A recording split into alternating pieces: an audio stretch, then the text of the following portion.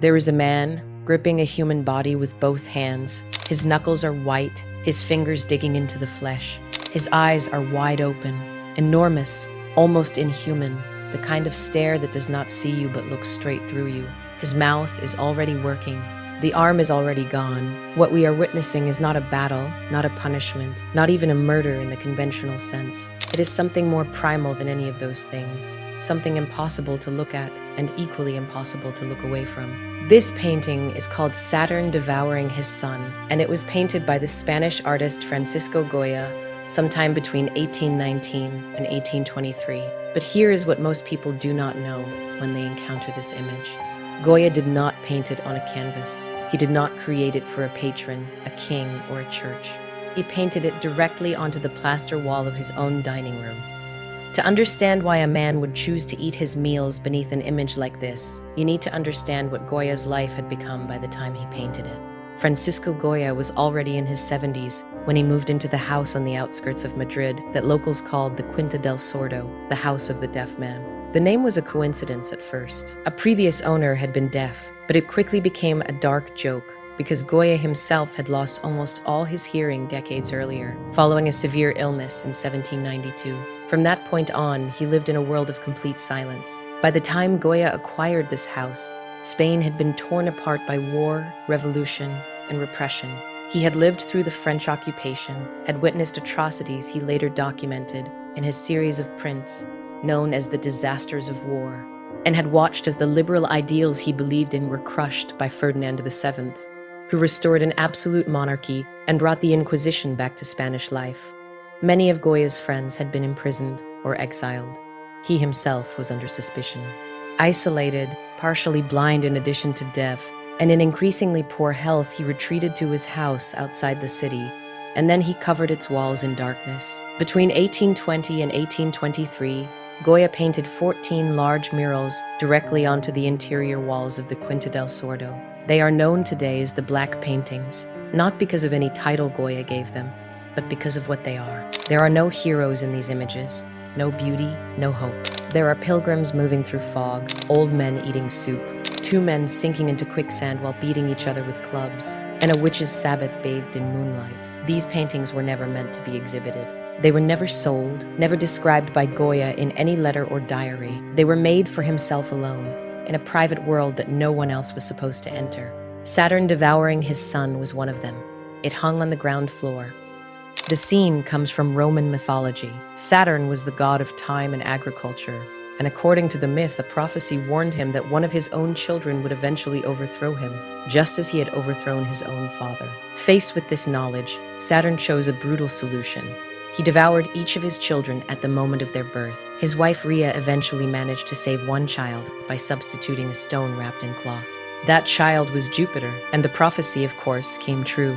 This myth had been painted before. In 1636, Rubens created a version that remains one of the most technically accomplished works in the history of Spanish painting. It hangs in the Prado today. Rubens gives Saturn a muscular body and a dramatic, almost theatrical expression. The son he holds is a plump infant. There is horror in it, but it is a managed horror, constructed with classical proportion and controlled emotion.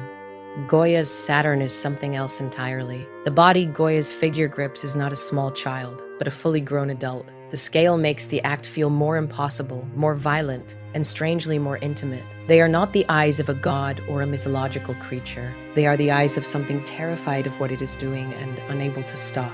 Some art historians have described this as the face of madness. Others read it as the face of compulsion, the grimace of someone who knows that what they are doing is wrong and does it anyway. The background is nearly pure black. There is no landscape, no symbolic context, no other figures to diffuse the weight of the scene. Just this enormous figure emerging from the dark, hands already bloody, mouth already moving. This compression of space forces everything onto the act itself. You cannot look at anything else. Goya gives you nowhere to go. What is less discussed is the condition in which we see this painting today. The murals were transferred from the walls onto canvas in 1874, more than 50 years after Goya's death. This process inevitably altered them. Infrared analysis has since revealed that the original Saturn was different in a number of ways. The face appears to have been calmer in an earlier version, and the composition slightly adjusted. Whether these were deliberate revisions by Goya himself or the result of damage and repainting during the transfer remains a matter of debate. What we know is that the image as we see it in the Museo del Prado today is not perfectly identical to what Goya painted on his wall. What Goya was really saying. Here is where the image becomes something far more interesting than a mythological scene. Saturn was not chosen at random. In the political allegory of Goya's time, Saturn was frequently used as a symbol of time itself, and more specifically, of old power devouring what follows it. Spain under Ferdinand VII was a country where the old order was consuming its own future. Every liberal reform, every new idea, every generation of progressive thinkers was being swallowed by a regime determined to survive at any cost. The parallels were not subtle, and Goya was not a subtle man when it came to political despair. But the reading does not stop there. There is something deeply personal in this image that goes beyond politics. An old man, isolated, in decline, watching everything he built disappear, and finding in that destruction not triumph, not relief, but a kind of horrified compulsion.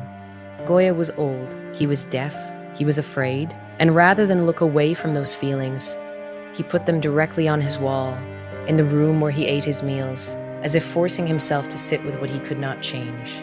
When you understand this, the image stops being a mythological illustration and becomes a confession. This is not Saturn, this is Goya himself, in the act of looking honestly at what time does to everything and what fear does to men who refuse to accept it. The painting was moved to the Prado after Goya's death.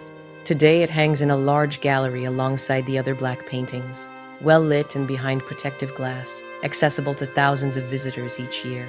Almost none of them know they are looking at what was once a private dining room that a man chose every single day to eat his lunch beneath this image, in silence, alone, in a house outside a city that had no more use for him. That, to me, is the most disturbing thing about this painting. Not what Saturn is doing, but the fact that Goya chose to live with it. I'd love to know what you think. When you look at this painting now, do you see madness or do you see something more deliberate? Let me know in the comments. I'd love to hear your interpretation.